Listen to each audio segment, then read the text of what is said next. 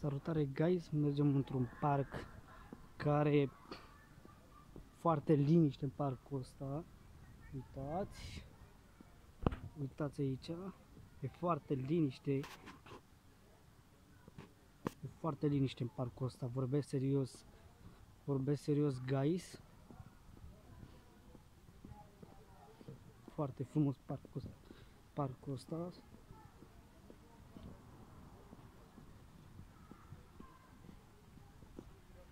Uitați.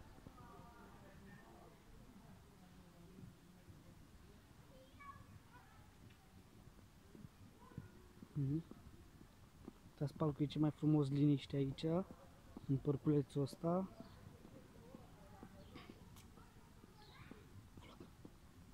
Foarte frumos parcul, n-am ce să zic. Asta e parcul meu preferat, jur că e parcul meu preferat și vin în fiecare zi aproape aici și îl știu pe de rost. Uitați câtă lume sunt, dar sunt puțin acum. Masa de ping-pong. Uitați, vedeți? Masa de ping-pong e frumoasă. Sunt oameni în parc la ora asta. Vedeți? E lume. Dar dăm așa o col. Să ce frumos e parcul, să vedeți ce frumos e parcul ăsta. Ăsta chiar îmi place parcul ăsta. Vorbesc foarte serios acum. Vorbesc. E o toaletă, e apă de băut. E o toaletă aici, teren de fotbal. Leagăne. Uitați.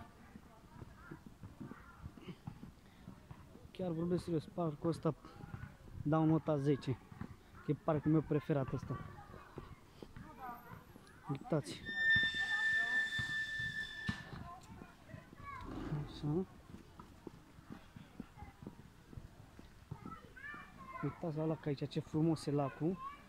Să vedem dacă se vede. Uitați.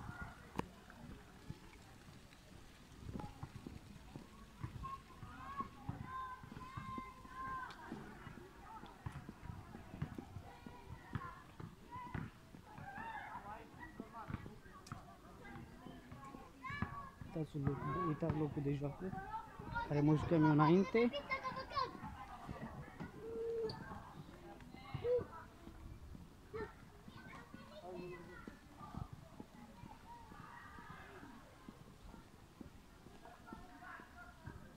Uitați și statuia. Nu avem voie, dar intrăm un pic. Vedeți statuie. Vedeți că o să postez vlogul sâmbătă, marți acum. Vedeți? Statuie frumoasă. Vorbesc serios. Îmi place parcul ăsta de minune, vorbesc. Încă o masă de ping-pong dacă se vede acolo. Lacul ăsta chiar e frumos. Uitați, și chiar liniște în parculețul ăsta, n-am ce să zic de parcul ăsta. Nu ca la noi în Tei, că în Tei e gălăgie. Și am venit în parcul ăsta că e prea liniște. Și mi-am uitat de la gagica mea lanțul de lasă. Uitați ce frumos e. Wow. Mergem înapoi să vedem.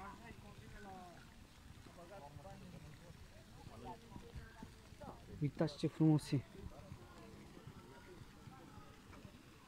Suntem pe un pod acum. Vedeți?